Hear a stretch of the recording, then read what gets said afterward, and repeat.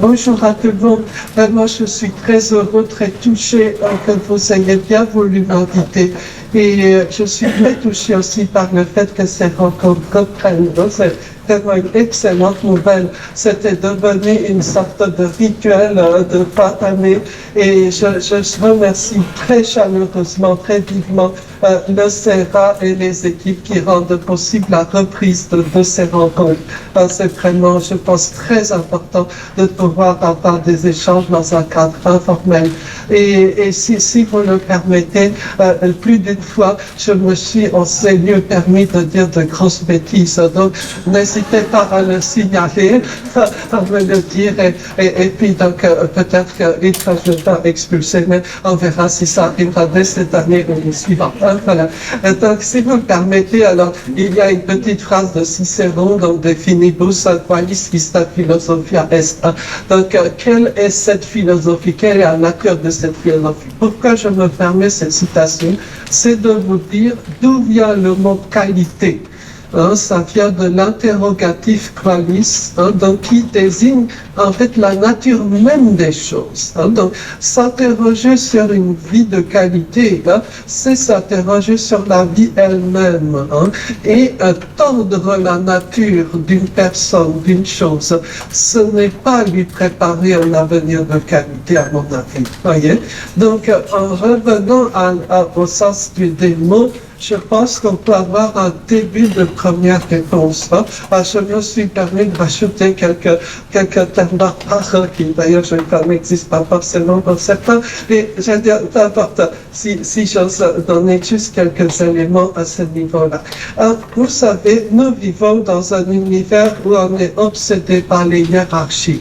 Dans l'univers de l'autisme, dans l'univers médical, il y en a une qui est particulièrement présente, c'est les histoires de QI. Vous voyez l'idée qu'il y ait une hiérarchie, un axe unique, le long de quel seraient disposés les gens en fonction de leur prétendue intelligence. Ça, c'est une idée qui remonte à la fin du 19e siècle, j'essaie de le dire très rapidement, mais qui aujourd'hui ne devrait plus avoir lieu. Mais pour une raison ou pour une autre, la notion d'une prétendue hiérarchie biologique entre les humains survit dans la notion de QI, du moins chez les personnes qui y croient encore. Oui. Et dès lors, l'idée, l'obsession, je devrais plutôt dire, c'est que moi-même ou mes enfants, évidemment, soient, je dis, au-delà d'Einstein. Vous voyez, dans la zone, je sais plus quoi, au-delà de stratosphérique omnibus, quoi. Voilà. Donc, c'est là qu'on doit se situer. Oui. Évidemment, tout cela, ce sont de grossières erreurs, mais qui, à mon avis, ont des conséquences, ont un impact colossal sur la vie des gens. Voyez, autant les tests de QI ici sont un jeu, peuvent être une chose passionnante pour les dimanches pluvieux, autant dès lors qu'il s'agit de mettre à l'écart, notamment de l'école, un certain nombre d'enfants, et il s'agit d'une pratique scandaleuse, quoi, voyez, et je me permets de le dénoncer avec force. Ces idées, ces fantasmes, ces obsessions de hiérarchie, on les retrouve dans cet univers, on va dire, pseudo-médical, mais on les retrouve aussi, devinez où, oui, à l'école. Voilà. Je suis convaincu que beaucoup de ces obsessions malsaines de vouloir être supérieur à l'autre, on les doit au traumatisme pluriannuel que beaucoup d'entre nous ont subi à l'école. Voyez, quelle est ta moyenne générale? 14,31. C'est bête, c'est 14,1, je ne sais pas bien, ou alors des chiffres stratosphériques, vous voyez. Mais comme le disait un camarade autiste, l'axe des QI, il n'est pas linéaire, il est circulaire. Donc, si on monte tout haut, on finit par retomber, je ne crois pas. Non, ce n'est pas ça, c'est pas une blague. On pourrait plutôt avoir une vision avec cette belle phrase que je vous propose. On va parler d'autant dans un instant. Nous devrions passer moins de temps à hiérarchiser les enfants et plus de temps pour les aider à identifier leurs compétences naturelles et leurs talents et les mettre en valeur. Il y a des centaines et des centaines de manières de réussir et beaucoup d'aptitudes différentes qui peuvent nous y ramener. Pardonnez les ratés de la tentative personnelle de traduction. Donc je trouve que c'est une très belle phrase parce que ici la vision de l'intelligence c'est en lien avec l'autre, c'est pas une capacité égoïste qu'un tel détiendrait et pas l'autre, mais ça s'inscrit dans l'interpersonnel commun, voyez, et d'autre part, on peut y travailler, on peut développer tous ces aspects-là, voyez. D'ailleurs, est-ce que quelqu'un peut dire ce que signifie en français classique? Quand je dis français classique, c'est 17e, 18e pour parler vite. La phrase, par exemple, ce sont deux personnes d'intelligence. Qu'est-ce que ça voulait dire? Ça voulait dire que ce sont d'excellents amis qui s'entendent à merveille. Donc, l'intelligence qu'était dans ce lien interpersonnel, pas en tant que capacité égoïste qu'un tel aurait, tel autre n'aurait pas. Ça, je crois que c'est un dévoiement très grave de cette notion-là. Et Goleman, justement, c'est le créateur de la théorie de l'intelligence émotionnelle. Voyez? Et donc, alors, on a chacun ses opinions sur ces choses, évidemment, mais ce que je trouve nécessaire, c'est de constater qu'il n'y a pas de hiérarchie entre les humains. Et je constate avec, je dirais, une inquiétude brûlante qu'il y a constamment des tentatives de réintroduire une hiérarchie dans la société en général, certes, mais dans l'univers du handicap en particulier, avec cette thèse des plus pernicieuses, qu'il y aurait une partie des personnes autistes qui seraient, je ne sais pas quelle espèce de génie cosmique, et d'autres qui devraient aller à la poubelle, quoi.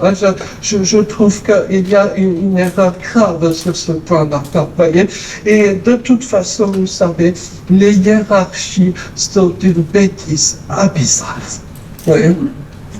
Pour ne citer qu'une anecdote, j'aimerais mentionner peut-être un monsieur, il s'appelle Philippe, il habite à Bruxelles. C'est un monsieur extrêmement humble qui parle très peu.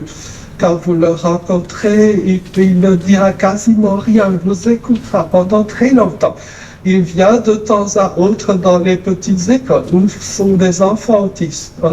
Il n'est pas payé pour ça, mais il y va discrètement ou pas. Voyez? Et donc ce monsieur-là, si vous le rencontrez, eh ben, vous direz que c'est un monsieur qui mériterait peut-être un petit diagnostic. Je ne sais pas de quoi, mais il l'a pas ce jour. Il a participé à un événement public, ce qui est très rare. Vous savez, il y a un type en grand uniforme qui crie « C'est une majesté de Koning, sa majesté le roi ». Voyez? Et oui, voilà. Donc, comme quand les hiérarchies, voyez? C'est très relatif. Donc, je pense que l'obsession des hiérarchies, c'est, je pense, l'une des pires choses pour construire une vie de qualité. Deuxième petite notion. Vous me demanderez d'où vient cette image, c'est en fait une petite blagounette. Vous avez sans doute reconnu l'une des belles carrières de Gustave Doré avec Abraham, qui était riche en troupeaux, quoi. Voilà. Et donc, dans cette vision très ancienne, très archaïque, où on est riche en troupeaux. En fait, je crois qu'en médecine aujourd'hui, en psychologie, on retourne un peu à cette vision-là. Je m'explique. Il y a un siècle, ou même encore 50 ans, en psycho ou en psychiatrie, tout était une étude de cas. Vous pouvez vous rapporter un bouquin de Pinel et compagnie en 19e, c'est toujours une étude de cas. J'ai passé la journée avec, par exemple, un tel à tel, et il allait bien ou il allait mal, et demain nous avons essayé ceci ou cela. Voyez. Par contre, il y a eu un bouleversement méthodologique qui est survenu il y a quelques dizaines d'années en psychologie, en psychiatrie, en médecine. C'est qu'on ne raisonne plus en termes d'études de cas, on raisonne en termes de cohorte. Voyez? Donc, quand vous êtes un grand chercheur, vous avez un énorme troupeau. Quand vous êtes petit doctorant, vous avez 2-3 petits vaches maigrichonnes quand même, voyez.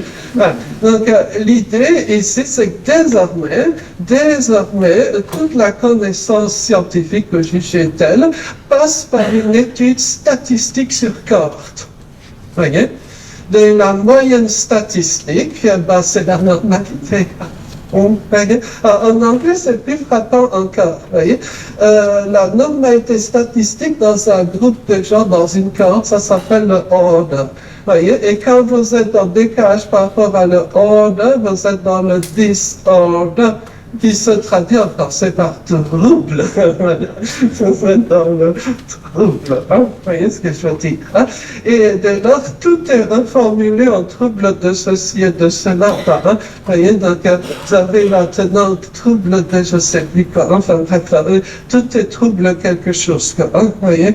Et toute la question, hein, c'est de savoir est-ce que cette vision statistique amène une connaissance quelconque ou pas. Les jeunes chercheurs aujourd'hui qui n'ont connu que ça sont convaincus que la science c'est de faire des statistiques sur un groupe de gens. Voyez? Il y a 50 ou 60 ans, quelqu'un qui ferait ça, on le jetait de l'université. Vous voyez, c'est pas considéré comme sérieux.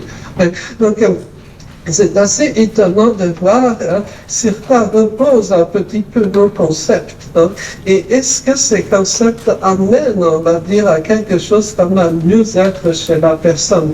Il faut prendre un exemple qui a été donné par un illustre personnage. Imaginez, vous êtes au défilé du parti nazi à Nuremberg. Hein, il y a donc les jeunesses hitlériennes qui défilent devant vous. Voici votre corps. La normalité statistique, elle est où? Et la bonne santé, elle est où? D'autre part, est-ce qu'on peut considérer que la moyenne statistique des gens, ce soit la bonne santé mentale? Je vous laisse juger.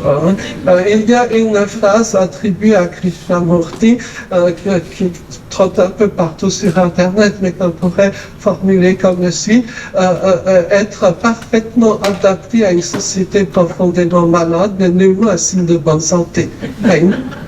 Et c'est vrai qu'on peut se poser bien des questions hein, à ce que apporte en termes d'action, on va dire, une approche fondée sur un calcul statistique sur cohorte. Hein, et je crois que ce changement méthodologique a eu des conséquences beaucoup plus graves qu'il n'y paraît. Alors, évidemment aussi par le choix des thématiques. Il y a certaines thématiques de recherche se trouvent presque, je dirais, en situation de monopole et d'autres sont exclues. Et devinez quelles seront les thématiques qui seront exclues de la vision du champ public. Là, ce sont les thématiques de vie quotidienne. Hein, vous voyez, nous pouvons faire brièvement le test. Vous allez sur des sites de type Google Scholar qui listent les publications de recherche sur toutes sortes de sujets. Si vous cherchez les effets de tel ou tel gène, etc., vous aurez des myriades d'articles. Si vous cherchez le suicide des autistes, vous ne trouverez pas ce que voilà, tout est fait. Voyez?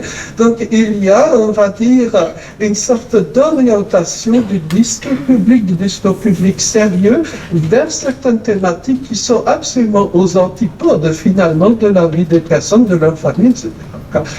Ce qui, je pense, est un point particulièrement préjudiciable. Hein? Et je ne pense pas, en tout cas, que le salut figure dans, je ne sais quel calcul statistique sur corps. Si j'ose l'exprimer, c'est pas. Alors peut-être pour continuer dans la petite provocation avec toutes les excuses d'avance si je heurte. Voici un schéma que vous avez sans doute déjà vu. On le montre à tous les colloques sur le handicap. Et on l'interprète toujours de la même façon. Je me permettrai de vous redire le sketch que vous avez entendu 50 fois, je suppose, à propos de ces images, et puis je me permettrai de mettre le PHP juste après.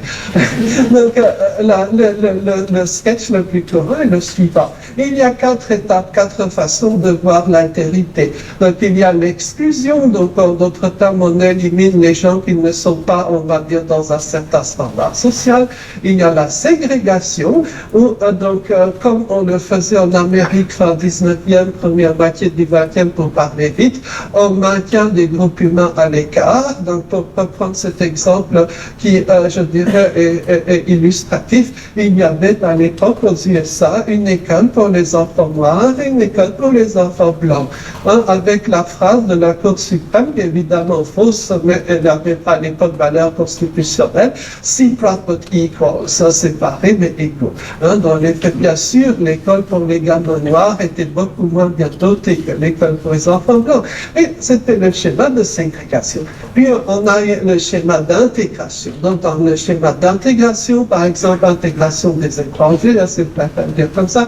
Donc la personne fait des efforts, par exemple, apprend la langue du pays, acquiert les vêtements du pays, acquiert les mœurs du pays, et puis ensuite elle peut espérer, par exemple, qu'elle se lèche un boulot, je ne sais quoi. Donc dans le cas du handicap, il y a des escaliers. Ici, si vous êtes en fauteuil volant, vous faites comme tout le monde un petit effort et vous montez rapidement ces escaliers. Voilà, ça c'est l'intégration.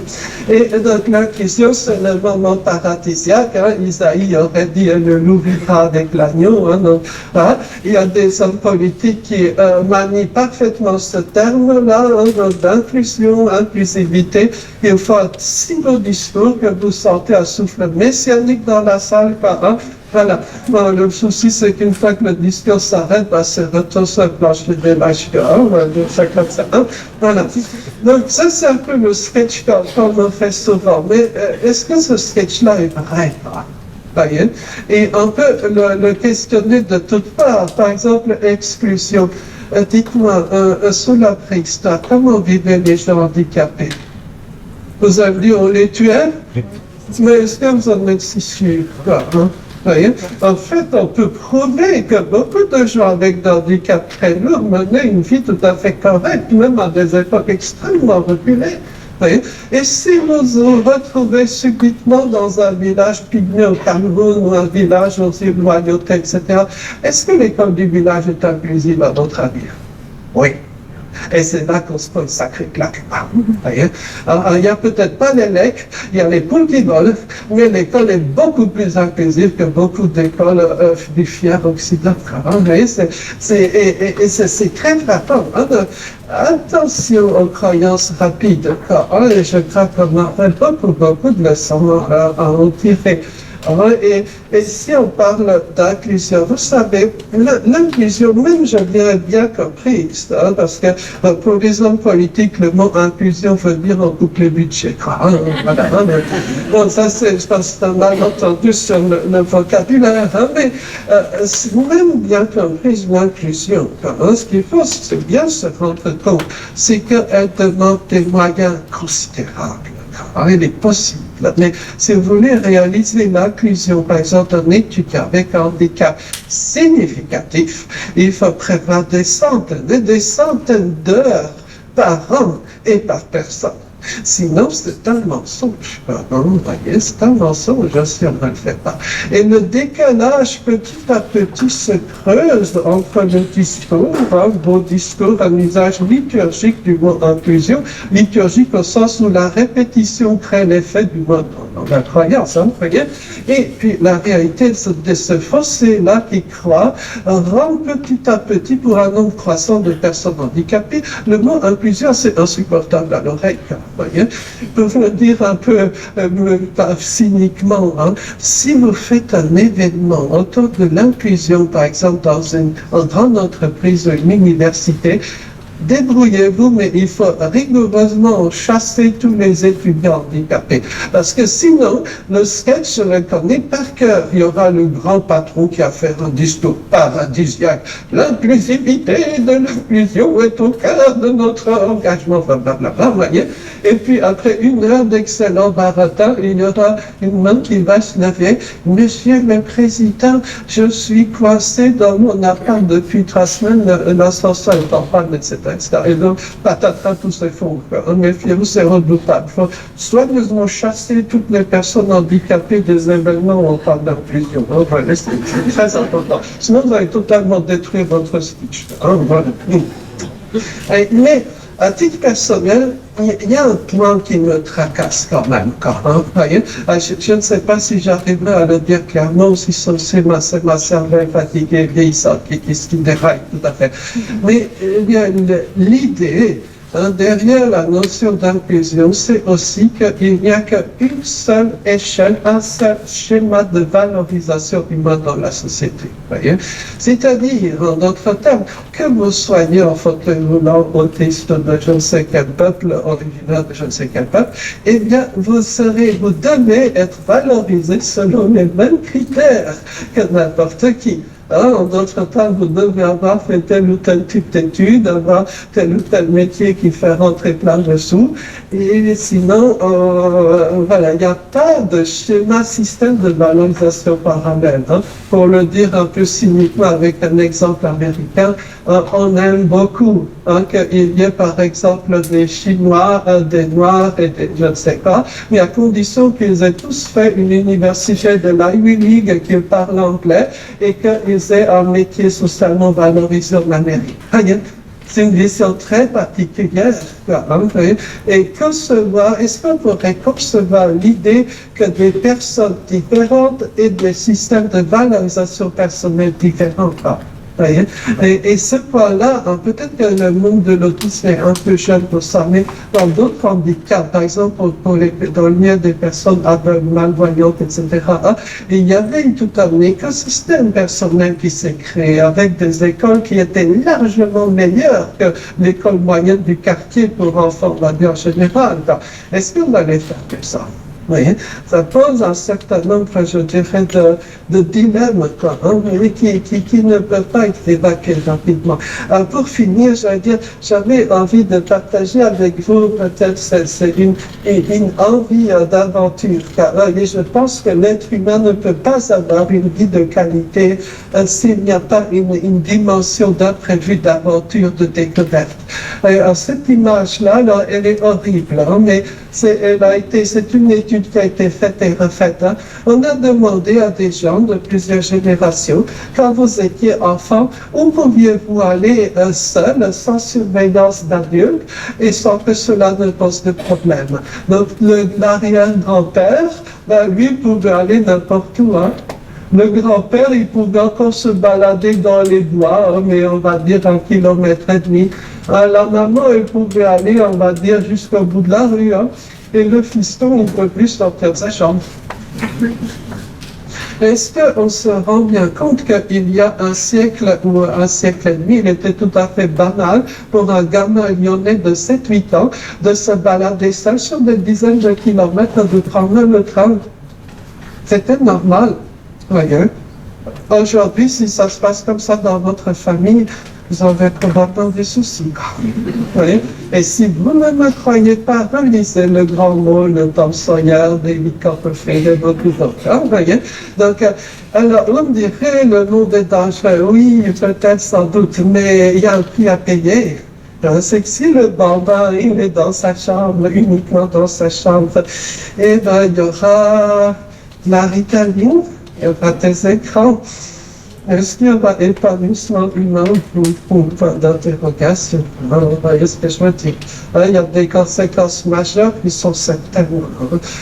Donc, je pense que ces évolutions sociales, personnelles, sont porteuses de conséquences graves. Et dans l'univers du handicap, je pense qu'il faut particulièrement, je dirais, accepter l'idée que la vie ne se déroule pas comme prévu. Et une vie dans un environnement parfaitement balisé, c'est une vie très mauvaise. Et de très faible qualité. Il faut qu'il y ait des imprévus, il faut qu'il y ait des surprises, il faut, j'ose dire, qu'il y ait des ruptures, à mon avis du moins. Cette sensation de peut-être goût de l'autre, de la découverte de la nature, elle est indispensable. Pour conclure, je me permettrai de montrer une image, elle l'avait sans doute reconnue. Donc, je ne sais pas si j'ose dire que mon ami Pierre Rabhi, parfois, pourquoi j'aime montrer son image? Il avait des opinions politiques qui étaient les siennes, mais ce n'est pas le plus important. Le plus important, c'est qu'il ait pu faire tout seul, sans pognon, un environnement meilleur autour de lui. Parfois, les gens disent, oh, mais je ne suis pas milliardaire, je ne suis pas le pouvoir, donc voilà, je fais rien.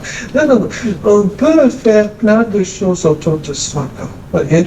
Et il m'a été donné de rencontrer, il m'est donné de rencontrer régulièrement des gens excellents qui, sans moyens financiers, sans détenir de poste de pouvoir, parviennent à faire des choses extraordinaires. On peut faire autour de soi un environnement bien meilleur. Et c'est peut-être cette approche-là qu'on peut retenir, en tout cas qui me séduit beaucoup. Bon, il y a ma traditionnelle petite phrase pour finir, je ne suis pas suisse, mais dans la Constitution suisse, il y a cette belle phrase que je rappelle depuis des années. On ne sait pas qui a écrit cette phrase parce que la Constitution suisse a été écrite sur le principe du wiki. Donc chaque personne contribue, chaque personne écrit, enfin coécrit. Et donc, la force de la communauté se mesure au bien-être du plus faible de ses membres. L'idée est la suivante, c'est non pas qu'on va jeter une piécette au clodo et tout va bien se passer, non, c'est pas ça l'idée. L'idée, c'est que pour que la société humaine puisse fonctionner, elle a absolument besoin de la présence des gens qu'elle voulait écarter. Parce que non, elle ne va pas fonctionner, cette société humaine. Voyez? Et ça, je crois qu'on peut le retenir, je pense que c'est absolument essentiel. Et c'est un peu aux antipodes d'un certain paradigme curatif ou normalisateur. C'est aux antipodes de l'approche par le trouble, si vous permettez ce terme-là. La petite question qui est incluse dans l'image, donc la première phrase est en allemand, la deuxième en français, la troisième en italien. Parfois, on se demande dans quelle langue est la quatrième version. Donc, c'est du rhétoromanche, évidemment. On dit quoi le rhéto quoi? Et oui, il y a une toute petite langue dans le canton des Grisons qui s'appelle le rhétoromanche. Et il y a très peu de gens qui parlent le rhétoromanche. Il y a en Suisse beaucoup plus d'autistes que de gens qui parlent le romanche. Oui, c'est une vérité statistique. Tout comme en France, il y a beaucoup plus d'autistes que de gens qui parlent le corse, par exemple. Mais ce que je veux dire par là, c'est que même si vous êtes ultra minoritaire, vous n'avez pas à être guéri, normalisé, standardisé. Voyez, on a besoin de vous pour construire le club. Vous voyez ce que je veux dire? Ça, je crois que c'est un petit détail, mais qui a de grandes conséquences. En tout cas, pour moi, la qualité d'une société, c'est justement de pouvoir admettre cette pluralité-là, et la qualité de vie pour une personne, c'est de découvrir cette différence, de faire cette expérience directe de l'inconnu que l'on ne connaissait pas et qui va un petit peu secouer nos habitudes. C'est l'exact même paradigme que par exemple la promenade dominicale. Pourquoi est-ce qu'on se promène le dimanche, ou du moins à une époque on le faisait? C'est précisément parce que découvrir un lieu que l'on ignorait, cela apporte un sentiment de bonheur. Découvrir, à mon avis, des fonctionnements humains que l'on ne connaissait pas, cela confère une sensation de bonheur encore bien supérieure. Voyez? En tout cas, c'était ma petite conviction. Merci beaucoup de bien venu m'écouter.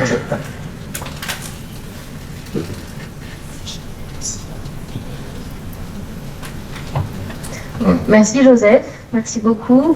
Je ne sais pas s'il y a des questions ou des remarques. Oui.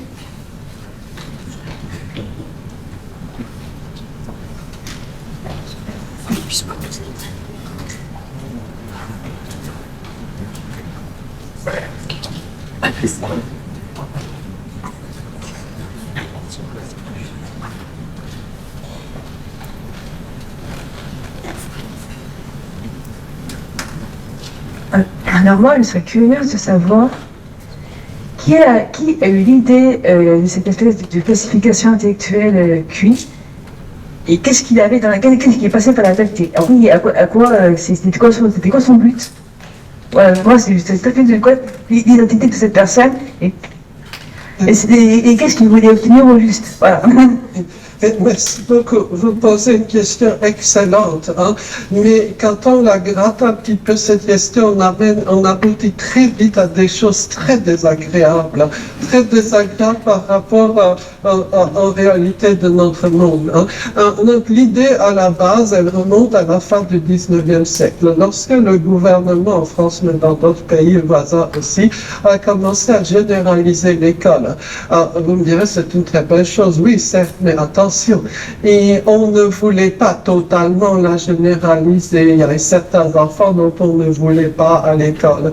Et donc, le ministère de l'Instruction publique, aujourd'hui Éducation nationale en France, a demandé à un médecin, le docteur Binet, BINET, le fameux, de concevoir un outil scientifique, évidemment, permettant de la mise à l'écart de l'école d'un certain nombre d'enfants. Le docteur Binet s'est exécuté et a créé donc le fameux test de Kiwi. Ne lisez pas les écrits de Binet, quoi, hein, j'allais dire. Et parce que si vous parlez comme Binet, vous êtes en tôle en 30 secondes. Hein, et garanti, même les discours du parti nazi sont, on va dire, moins extrêmes à certains égards que les écrits du docteur Binet. Et évidemment, ces notions de hiérarchie biologique entre les humains, ça a fait les délices d'un certain nombre de régimes politiques de la première moitié du XXe siècle, entre autres la seconde part. Hein. Et donc, ça vient de là. Quoi, hein. Alors, je l'ai fait de façon extrêmement ramassée, mais c'est ça. Et dans le petit monde de l'autisme, on y a eu droit tout particulièrement parce que pour les personnes qui seraient tentées de se définir comme Asperger, le fameux docteur Johann Asperger, et pas Hansen, c'est un surnom, faisait partie des commissions de sélection. Hein. Vous voyez ce que c'était une commission de sélection, vous amène des gamins, et la commission de médecins, évidemment, doit trancher scientifiquement si l'enfant est récupérable ou irrécupérable. S'il est irrécupérable, il doit être un cadavre, je passe les détails. Tout est très bien décrit dans le bouquin de Schaeffer, hein, les enfants d'Asperger. S'il était jugé récupérable, vous étiez confié aux bons soins, si j'ose dire, du docteur Asperger. Juste si je peux ajouter une dernière phrase, je le dis en aura mille, il faut savoir que le docteur Asperger n'a jamais retenu dans sa sélection la moindre petite fille. Hein, vous voyez. Et parmi les garçons, donc, il maintenait en vie, ces critères étaient, on va dire, tout à fait, pardonnez, horriblement simples. Est-ce qu'il pourra rendre des services à la Wehrmacht, donc à l'armée allemande, en cryptographie, etc. Donc, ces deux-là viennent toutes sortes de nos concepts aujourd'hui. Ce qui est horrible, de se dire que ce soit l'école qui est aboutie à la sélection des enfants, c'est quand même dur mentalement pour moi. Alors d'abord, je voulais vous remercier pour ce que vous avez dit, parce que c'est des questions qui me touchent beaucoup, enfin que je me pose beaucoup en fait tous les jours. Mais pourquoi ça fonctionne comme ça? Je travaille dans le domaine de la santé mentale et je suis concernée aussi par des problèmes. Mais j'ai même plus de problème en fait, pour moi c'est juste une singularité. Et ma réflexion, elle se met en ce moment dans le chemin où en fait, c'est juste que quand on fonctionne un peu différemment, on est moins productif pour la société en termes matériels. C'est-à-dire que, moi, je vais moins vite que les autres, mais je vais ailleurs.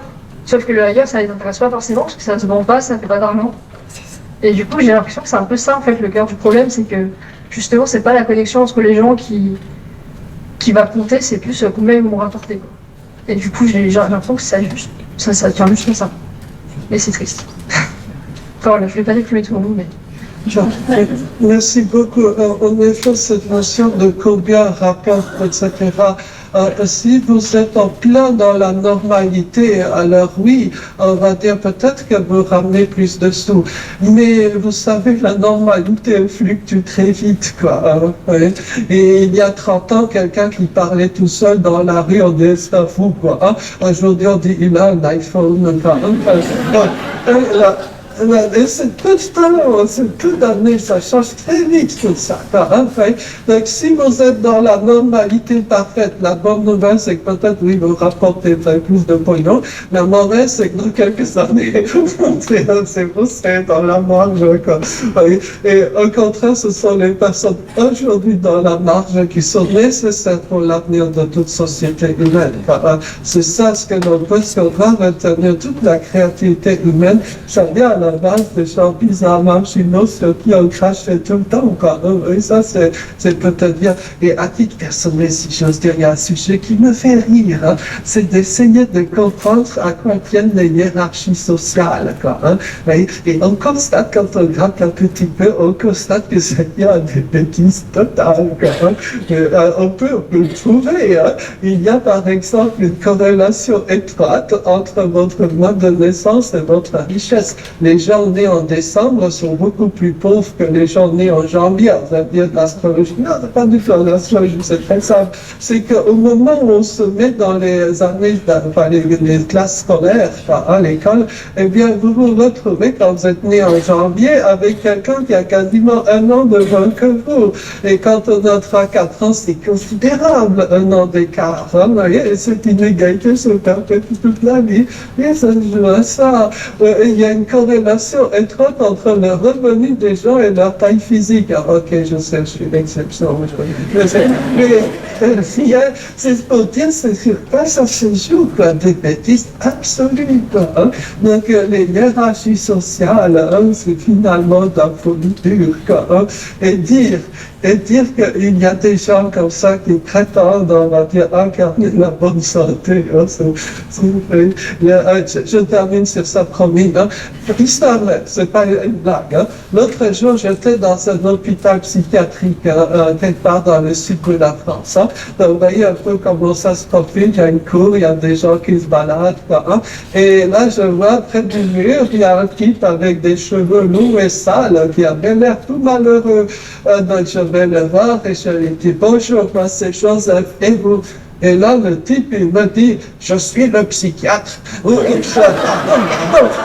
en tout cas, quand on est psychiatre à l'asile, il faut toujours avoir la blouse blanche, parce que sinon, on ne sait pas qui est qui. Merci beaucoup.